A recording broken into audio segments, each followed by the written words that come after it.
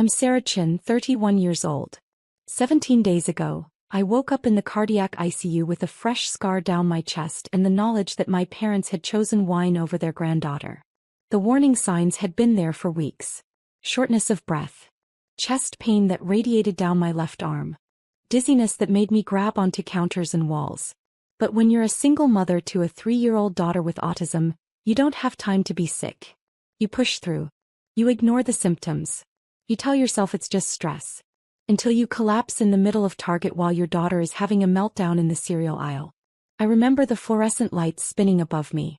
The concerned faces of strangers. My daughter Lily's screams, high-pitched and terrified because her routine had been disrupted and mommy wasn't responding. Someone called 911. Someone else held Lily trying to calm her, not understanding that touch from strangers made it worse. The paramedics arrived fast.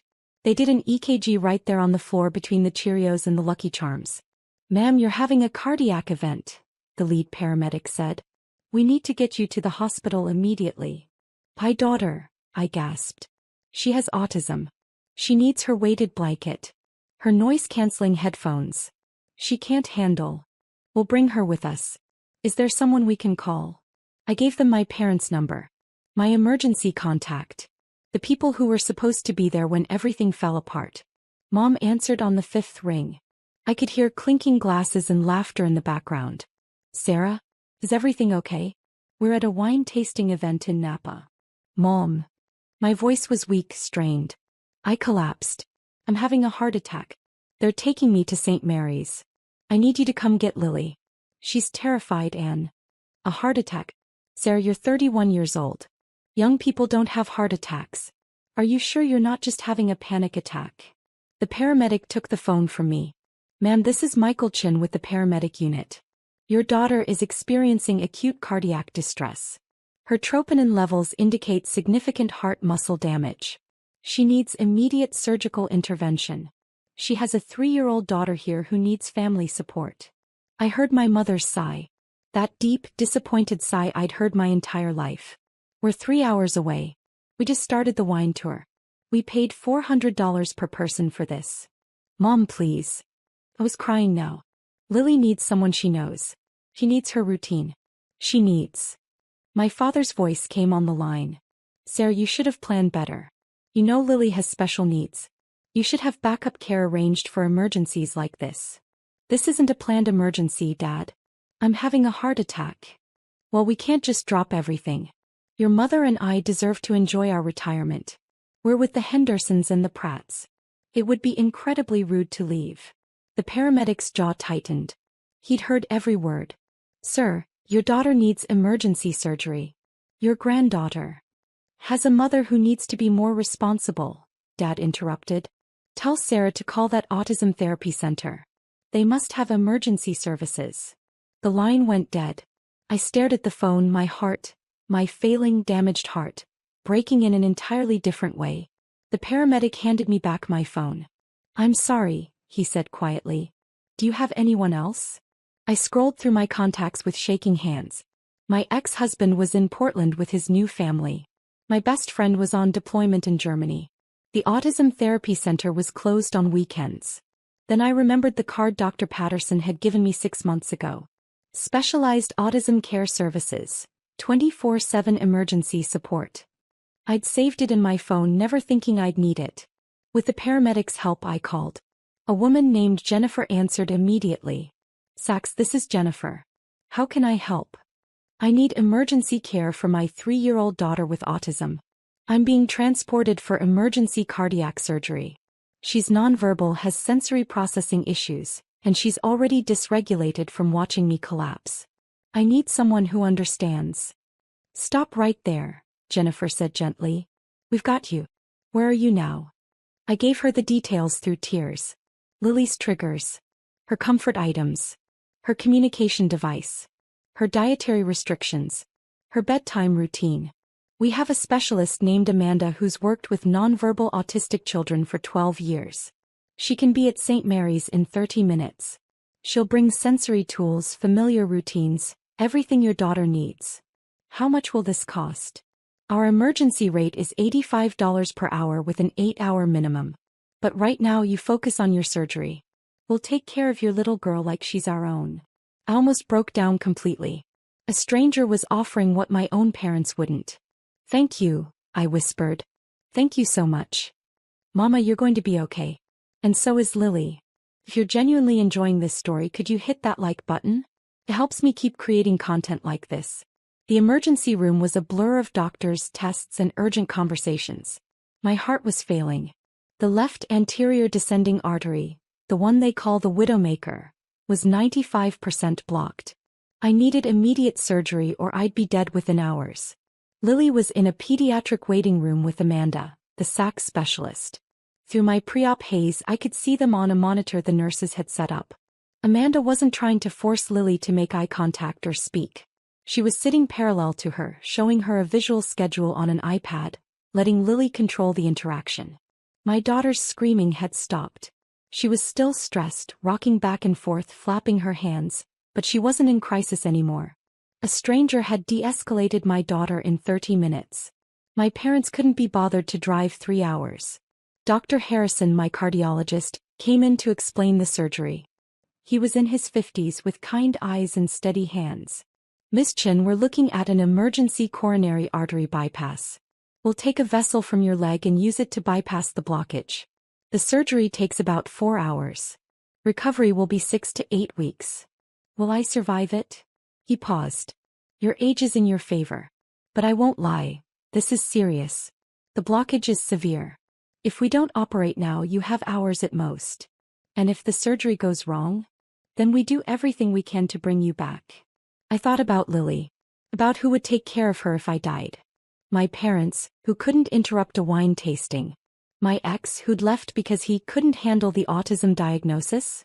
I need to make arrangements, I said. Legal arrangements. For my daughter. Dr. Harrison nodded. We have a social worker who can help. But Sarah, we need to move fast. The social worker helped me draft an emergency guardianship document. If I didn't survive surgery, custody would go to my college roommate Michelle in Seattle. Not my parents. Never my parents. As they wheeled me toward the operating room, I did something I'd been doing for 7 years, every single month without question. I opened my banking app. I navigated to automatic transfers. There it was, $2,800. Sent on the first of every month to my parents' account. Started when I was 24, fresh out of grad school with my first real job. Dad had been laid off. Mom's part-time work wasn't enough. They were going to lose their house. Just for a few months, Dad had said. Just until I find something new. 7 years later, Dad had found something new, retirement. Mom had found something new, book clubs and wine tastings and shopping trips.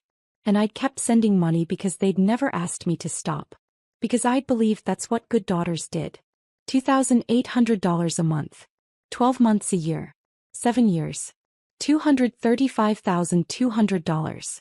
$250,000 I'd sent to people who chose wine over their granddaughter. I canceled the automatic transfer. Then I set up a new one. Same amount, $2,800 per month, to a special needs trust for Lily. For her therapy. Her education. Her future. The anesthesiologist was putting the mask over my face. Count backward from 10, she said gently. 10 to 9, 8. I thought about Lily's smile when she finally made eye contact last month. About the way she'd signed I love you in her own modified way just yesterday. 7, 6. I thought about my parents choosing Napa over us. 5, 4. I thought about Amanda, the stranger who showed up. 3. Family is who shows up. 2. Everything went dark.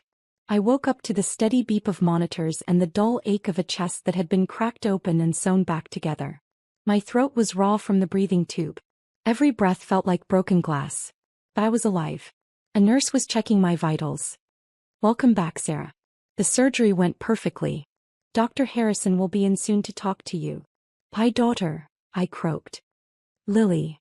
She's fine. She's in the family area with her care specialist. They've set up a little sensory corner for her. She's doing great. Tears leaked from my eyes.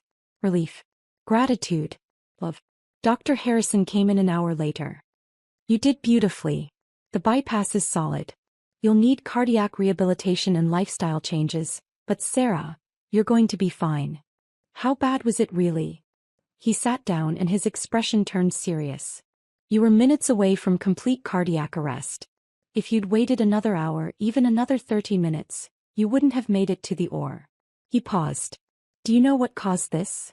Bad genetics? Stress? Partially. But Sarah, your medical history shows you've been under extreme chronic stress for years. Single parenting a special needs child with no support system. Financial strain. The constant fight or flight response literally damaged your heart. I processed that. My heart had broken from carrying everything alone. There's something else, Dr. Harrison said. I called your emergency contact. Your parents.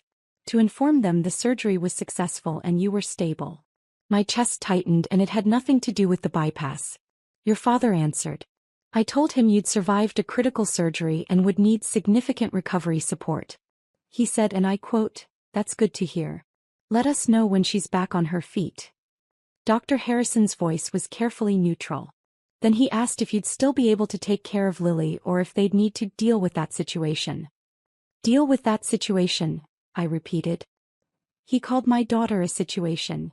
I informed him that that situation was his granddaughter who'd been terrified and alone while her mother underwent life-saving surgery. He said, well, Sarah chose to keep the baby despite the autism. She needs to handle the consequences. The heart monitor started beeping faster. Breathe, Sarah, the nurse said, adjusting something on my fore. Don't spike your blood pressure. Dr. Harrison leaned forward. I've been a cardiologist for 26 years. I've seen a lot of family dynamics. But I want you to understand something. The people who should have been here weren't. And the people who were here were strangers who cared more about your daughter in 4 hours than your parents did in 3 years. 3 years. Amanda told me Lily was diagnosed at 18 months. She said you've been managing her therapy, her care, her entire support system alone. That your parents have visited exactly twice since the diagnosis and both times complained about Lily's behavior. I closed my eyes. It was true. All of it. I told your father something, Dr. Harrison continued. I told him that his daughter nearly died because her heart couldn't handle the stress of doing everything alone. That she'd been killing herself trying to be enough for everyone. Enough for Lily, enough for her job, enough to send them money every month. My eyes snapped open. You knew about the money? The social worker found the bank records when you were setting up the guardianship paperwork. She showed me because it was relevant to your stress levels. He shook his head. You've been sending them nearly $3,000 a month while working full-time and caring for a special needs child alone. That's not just generous, Sarah. That's self-destructive. They needed help. They needed to help themselves. And more importantly, they needed to help you. He stood up. I told your father all of this. I told him that you'd canceled the payments from your hospital bed and that you'd be redirecting that money to Lily's care. Do you know what he said? I waited. He said, she can't do that. That's our money. The heart monitor beeped faster again. Not, is she okay? Not, what can we do to help? Not, we're coming right away. Dr. Harrison's voice was cold. Your father's first concern was losing money he never earned. What did you say? I told him it was never his money. That his daughter had been subsidizing his lifestyle out of love and duty while she literally worked herself into heart failure. Then I told him that as your physician, I was recommending zero contact with stressors during your recovery. And that based on this conversation he qualified as a significant stressor. You didn't. I absolutely did. Then I hung up on him. I started laughing. It hurt my chest but I couldn't stop. Your job now is to heal, Dr. Harrison said. Physical healing and emotional healing. You've got a long road ahead. But Sarah, you don't have to walk it alone anymore. Amanda has already connected you with support groups for single parents of autistic children. The hospital's social worker has resources for financial assistance and respite care. You have people who want to help. Strangers, I said. People who don't even know me. People who see you, he corrected. That's more valuable than DNA. Over the next 3 days in the ICU, I had dozens of visitors. Amanda brought Lily for carefully timed, structured visits. Michelle called from Seattle, already researching how to move her family closer to help. My coworkers set up a meal train. Lily's therapy team sent cards and offered to adjust schedules around my recovery. My parents sent a text. Glad you're okay. We need to talk about the money situation when you're feeling better. I blocked their number. On day 4, something unexpected happened. My hospital room door opened and an elderly man walked in. Late 70s, wearing a cardigan and wire-rimmed glasses. Sarah Chin, he asked. Yes. I'm Robert Chin. Your grandfather. I stared. My father's father. The man I'd met exactly 3 times in my entire life because Dad had cut contact with him 20 years ago over some family argument I'd never fully understood. How did you? I started. Dr. Harrison called me. He tracked me down through hospital records and told me what happened. What your parents did. What they didn't do. He pulled a chair close to my bed. I need to tell you something about your father. I waited. 20 years ago your father asked me for money. A lot of money. He'd made some bad investments and was about to lose everything. I gave him $100,000 from my retirement savings to bail him out. Told him it wasn't a loan, it was a gift. No strings attached. I didn't know that. He never thanked me. Never acknowledged it. 6 months later he asked for more.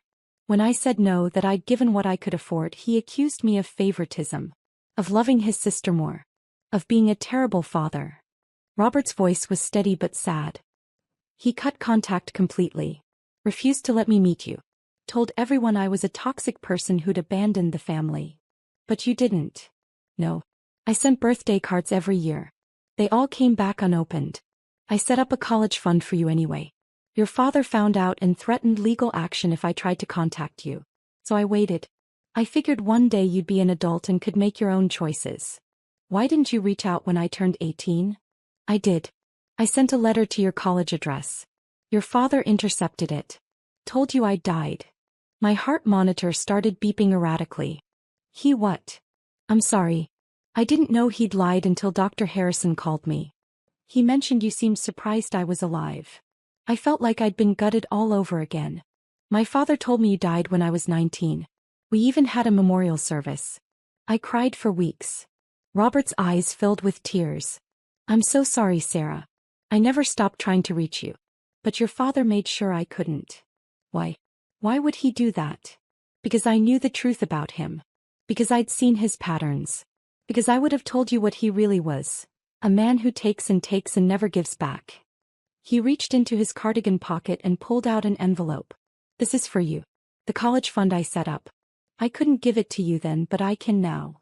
Inside was a bank statement. An education fund in my name. Untouched for 13 years. $127,000. I invested the initial $50,000 and it grew, Robert said. It's yours. For Lily's therapy. For your recovery. For whatever you need. I couldn't speak. There's something else, he continued. Dr. Harrison told me about the money you've been sending your parents. About the $235,000 over 7 years. He shook his head. That was my money, Sarah. The $100,000 I gave your father 20 years ago. He never used it to save his house. He invested it poorly, lost half, and has been slowly draining the rest ever since. Your monthly payments weren't helping them survive. They were funding their lifestyle while the original bailout money disappeared. He lied about everything. Yes. And I'm so sorry you inherited his consequences. But Sarah, you're free now. You know the truth. You've cut the financial cord. You can heal. He stood up carefully. I'd like to be in your life. And Lily's. If you'll have me. I know I'm a stranger, but you're the first person in my family who chose me, I said. That makes you more than family. That makes you a miracle. He smiled. I brought something for Lily. May I? He pulled out a small weighted lap pad in a soft purple fabric. Lily's favorite color. Amanda told me about her sensory needs. I made this myself. I used to do woodworking and sewing before my arthritis got bad. You made this for her? I've been making things for her for 3 years. Ever since I found out about her diagnosis through alternative channels. He looked sheepish. I may have hired a private investigator to keep tabs on you after your father cut me off. I wanted to make sure you were okay. When I learned about Lily's autism, I started researching. Bernie. Preparing for the day I might be allowed to be her grandfather. I was crying now. Full, heaving sobs that made my chest scream in pain. But I didn't care. Hey, Robert said gently. Don't hurt yourself. Save those tears for when you're healed. These are happy tears, I managed. I thought I was alone. I thought Lily and I had nobody. You were never alone. You just couldn't see me through your father's lies. Amanda brought Lily in for evening visiting hours. My daughter took one look at the purple weighted lap pad and immediately sat down with it, her little body relaxing. Robert sat parallel to her, exactly as Amanda had taught him through their phone consultations. He didn't try to touch her or force interaction. He just existed in her space, calm and quiet. After 5 minutes, Lily scooted closer to him. After 10, she leaned against his leg. "Hello, Lily," Robert said softly. "I'm your great-grandpa. I've been waiting to meet you for a very long time." Lily didn't respond verbally. He never did. But she took his hand and placed it on the weighted pad, showing him the texture. "It's very soft," Robert said. "I'm glad you like it." I watched this man, this stranger who was more family than my own parents, connect with my daughter in ways my parents never tried. On day 6, I was moved to a regular room. Dr. Harrison cleared me for discharge in 2 more days with strict instructions. No stress, no heavy lifting, cardiac rehab 3 times a week, and 0 contact with people who elevated my blood pressure. That evening, my hospital room phone rang. The nurse checked the caller ID. "It's from a Napa Valley area code," she said. "Do you want me to answer it?" "No. Block the number." She nodded approvingly. Good instinct. But my cell phone, the one Amanda had been charging for me, showed 37 missed calls from my parents' numbers. And a voicemail. Against my better judgment, I listened. My father's voice. "Sarah, this is ridiculous. You can't cut us off like this. We're family. We deserve an explanation at minimum. Your mother is very upset. You're causing her significant stress. Call us back immediately so we can resolve this like adults. Not, 'Are you okay?' Not, 'We're sorry.' Not, 'We should have been there.' Just demands and blame." I deleted the voicemail. Then I did something I should have done years ago. I changed my emergency contact from my parents to Robert. I updated my will to make him Lily's guardian if something happened to me. I added him to my medical decision-making documents. I erased my parents from every legal tie that bound us. The day I was discharged, Robert drove me home in his ancient but immaculate Buick. Lily was in her car seat, playing with a sensory fidget toy he'd made.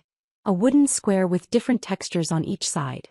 "I've arranged something," Robert said as we pulled into my apartment complex. "I hope you don't mind the presumption." "What kind of something?" "I called in some favors. I used to be a general contractor before I retired. I have friends who owe me." He pulled into my parking spot. There were 3 trucks there. Men were unloading ramps? Grab bars? "What is this?" "You're going to need accommodation during recovery," Robert said. "You can't do stairs easily. You can't lift Lily. You need to avoid strain." He smiled. "So I had my crew make your apartment accessible. Ramps installed. Grab bars in the bathroom. A roll-in shower conversion. Everything you need." "Robert, I can't afford." "You're not paying. I am. And before you argue, remember that I've missed 31 years of being your grandfather. Let me make up for lost time." I watched these men, strangers, friends of my grandfather, transform my space into something I could navigate during recovery. They worked for 4 hours. They refused payment. One of them, a man named Jerry, had an autistic grandson. "We take care of our own," Jerry said simply. "Robert's family is our family." That night, after Lily was asleep in her bed, I sat with Robert in my newly accessible living room. "Why?" I asked. "Why go through all this for someone you barely know?" "Because I know your father," Robert said. "I know what he's capable of. The selfishness. The manipulation. The way he uses people and discards them." He looked at me steadily. "You deserved better than him. You deserved a family that showed up. And since I couldn't be that family for 31 years, I'm going to be it now. I don't know how to accept help. I know. Your father made sure you'd be self-sufficient to the point of self-destruction. But Sarah, accepting help isn't weakness. It's wisdom. It's survival." 3 weeks into recovery, I got a registered letter. Legal letterhead. My parents were suing me for financial abandonment and elder abuse. I called Robert, panicked. "They're claiming I abandoned them financially." That I promised to support them and then reneged. That they made life decisions based on my financial commitment. Robert was quiet for a moment. Then, do you have documentation of the transfers? Yes. All of it. And did you ever sign anything promising long-term support? No. It was just something I did. Then they have no case. Let me make some calls. He connected me with his attorney, a sharp woman named Patricia who'd been practicing family law for 30 years. This is harassment, Patricia said after reviewing the documents. They're trying to intimidate you into resuming payments. We'll respond with a cease and desist. If they continue, we'll countersue for emotional distress. Can they really do that? Sue their own daughter. They can try. But Sarah, they'll lose. And more importantly, the judge will see exactly what kind of people they are. The case never made it to court. Patricia's cease and desist letter was so comprehensive, so devastating in its documentation of my parents' behavior, that their attorney withdrew. But the letter did something else. It outlined every failed moment. Every time they'd chosen convenience over their daughter. Every dollar I'd sent while struggling as a single mother. Every therapy session for Lily they'd skipped. Every milestone they'd missed. Patricia had included Dr. Harrison's statement. The cardiologist's professional opinion that chronic stress from lack of family support had contributed to my heart failure at age 31. My parents' attorney sent one final message.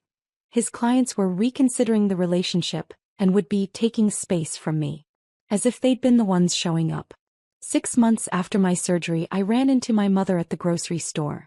The same store where I'd collapsed, though I'd avoided it until my therapist said I needed to reclaim the space. He was in the wine aisle.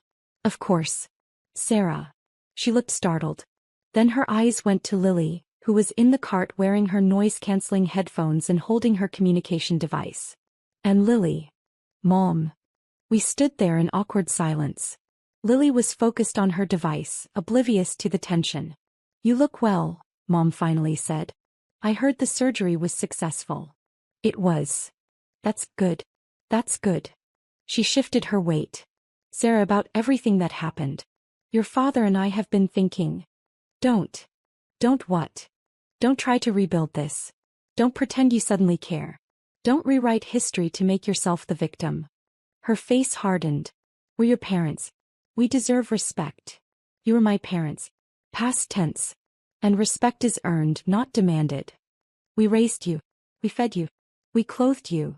You did the bare minimum required by law and then spent 31 years reminding me I should be grateful for it. I was calm. Surprisingly calm. I nearly died, Mom. My heart literally gave out from stress. And your first concern was wine tasting tickets and money. That's not fair. You're making us sound like monsters. I'm stating facts. When I needed you most, you chose Napa. When Lily needed her grandparents, you called her a situation. When I set boundaries, you sued me. Your father thought. I don't care what Dad thought. I don't care what you think. I care what you did. And what you did was choose yourselves. Every single time. Lily started to get restless. I needed to keep moving, keep her regulated. I have to go, I said. Lily needs to maintain her routine. Sarah, wait. Mom's voice cracked. Can't we just start over? Forget the past. The past is where you showed me who you are. I believe you now. I pushed the cart past her. She called my name once more, but I didn't turn around. Lily signed home on her device. Yes, baby, I said. We're going home.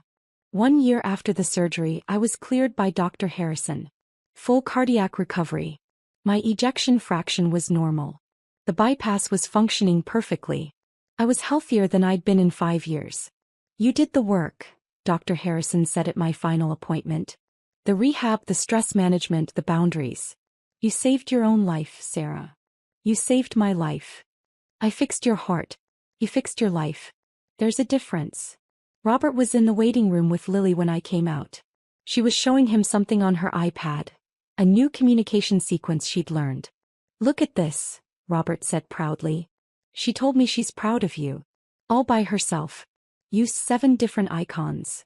I looked at the screen. Lily had indeed created a sequence. Mama plus strong plus heart plus better plus happy plus me plus proud.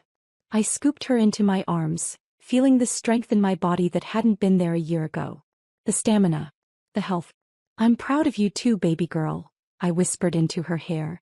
That evening Robert came over for dinner. It had become our Sunday tradition. He'd learned to make foods that fit Lily's sensory needs. She'd learned that Grandpa Robert was safe. I need to tell you something, Robert said after Lily was in bed. I'm updating my will. Robert, you don't have to. Shush. Listen. He smiled. Everything goes to you and Lily. The house in Pasadena. The investments. The savings. All of it. What about Dad? Your other grandchildren? Your father made his choices. He chose money and pride over family. His children don't know I exist, he's made sure of that. But you and Lily, you're my family now. The family I choose. That's a lot of money. It's about $800,000 total. The house alone is worth $600,000. I want it to go to people who will value it. Who will use it to build something good. He paused. I want Lily to have every opportunity. Every therapy. Every chance to be her fullest self. She already has that. Because you give it to her. But imagine what you could do without financial stress. Without working 60-hour weeks. Without choosing between therapy appointments and rent. I started crying. I cried a lot these days, but they were different tears. Healing tears. Grateful tears. I don't know how to thank you, I said. You already have. You let me in. You let me love Lily. You gave me a second chance to be a grandfather. His eyes were wet too. That's worth more than any money I could ever give you. 2 years after the surgery, I got an unexpected email. From Vanessa, my younger sister. The golden child. The one who'd always had Mom and Dad's approval. I know you probably don't want to hear from me. I wouldn't blame you if you deleted this. But I need to tell you something. Mom and Dad asked me to start helping with their bills last year. They said they were having trouble since you abandoned them. I've been sending them $1,500 a month for 14 months. That's $21,000. Last week I found out they went on another wine country vacation. They spent $6,000 in one weekend. When I confronted them, Dad said I owed them for raising me. Mom said I was being selfish for questioning how they spent their money. I finally understand what you tried to tell me. What you lived through. How they used you. I'm stopping the payments. I'm setting boundaries. And I'm sorry I didn't believe you sooner. I'm sorry I sided with them when they sued you. I'm sorry for all of it. I don't expect you to forgive me. I just wanted you to know, you were right about everything. Your sister Vanessa. I read the email 3 times. Part of me felt vindicated. Part of me just felt sad. I wrote back. Vanessa. Thank you for telling me. I hope you find the strength to maintain your boundaries. You deserve better than being an ATM. I'm not ready to rebuild our relationship yet. Maybe someday. But I appreciate your honesty. Take care of yourself. I didn't hear from her again. And that was okay. Lily is 5 now. She's speaking in 3-word phrases. She makes eye contact when she wants to. She has friends from her autism-friendly preschool. She calls Robert Papa. He's the only grandparent she knows. Last week we were at the park. Lily was on the swings, Robert was pushing her gently, and I was watching from a bench, grateful for a body that could breathe deeply and a heart that beat strong. Another mother sat down next to me. Your daughter is beautiful. Does she see her other grandparents often? She has one grandparent, I said, watching Robert and Lily. The one who matters. What about your parents? They chose wine over their granddaughter during a medical emergency. So I chose myself and my daughter over them. The woman looked shocked. They really did that? They really did. And it taught me the most valuable lesson of my life. DNA doesn't make someone family. Showing up does. Here's what I learned from the surgery that nearly killed me. Your body keeps score. It knows when you're carrying weight you shouldn't have to carry. It knows when you're giving pieces of yourself to people who don't value them. It knows when you're dying from lack of support. My heart literally broke from doing everything alone while supporting people who refused to support me back. But here's the other thing I learned. When you release the people who drain you, you make room for the people who fill you up. When you stop funding your own mistreatment, you can invest in your own future. When you accept that some people will never be who you need them to be, you can find the people who already are. I think about that $235,200 sometimes. The money I'll never get back. Money that could have changed Lily's life. Money that could have prevented some of my stress. But I also think about what I gained by cutting them off. Peace. Healing. Robert. A clear understanding of my worth. A family built on choice rather than obligation. That's worth more than any dollar amount. My parents send a card every year on Lily's birthday. I don't open them. They go straight into a box in the garage. Maybe one day Lily will ask about them. Maybe she won't. Either way, she'll know she had a papa who showed up every single Sunday. Who learned about autism for her. Who built her a sensory room in his house. Who loved her exactly as she is. My name is Sarah Chin. I'm 33 years old. I'm a mother, a daughter, and a granddaughter. I had a heart attack at 31 because I was carrying weight that wasn't mine to carry.